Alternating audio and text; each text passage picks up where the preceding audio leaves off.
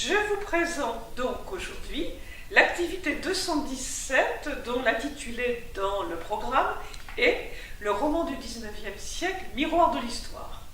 C'est un cours que j'anime déjà depuis 2 ans et le seul but que nous aurons à viser ensemble, c'est de partager le plaisir littéraire que nous pouvons éprouver à la lecture de ces œuvres, juste ensemble, 1h30. Voilà donc l'objet principal de mon activité. Ce sont les romans du 19e siècle que j'ai choisis parce que c'est une époque de rayonnement maximum que l'on peut connaître en France en particulier, et l'extension même au-delà de nos frontières de la célébrité de certaines œuvres est tout à fait remarquable. Donc je présente ces romans, je vous explique comment ce genre romanesque qui maintenant a pu apparaître et prendre forme à l'époque du temps de Balzac par exemple.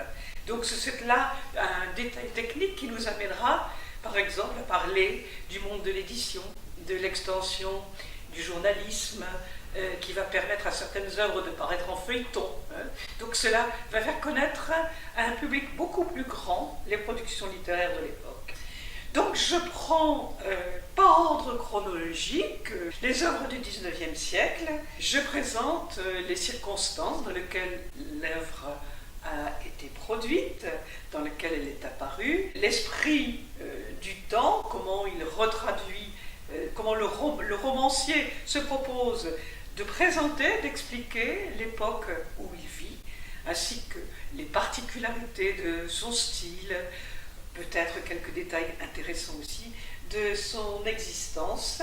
Après quoi, je considère que nous sommes dans les meilleures dispositions possibles pour savourer ensemble quelques extraits de cette œuvre qui auront été éclairés par la présentation que j'en ai faite. Mon but premier n'est pas de donner une leçon d'histoire, et il est vrai que les auteurs le font.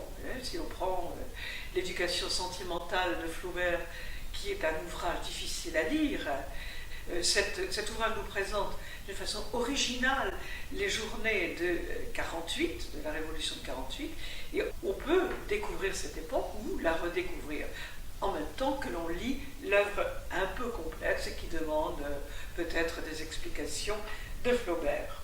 Je ne prétends pas, donc je le disais, donner des leçons d'histoire, mais avant tout, je crois que ce qui est important, c'est de prendre plaisir à la lecture de ces ouvrages, de redécouvrir un siècle qui est pour beaucoup de nouveautés à la racine de ce que nous connaissons maintenant. La modernité, notre modernité, prend ses racines dans cette période du 19e siècle.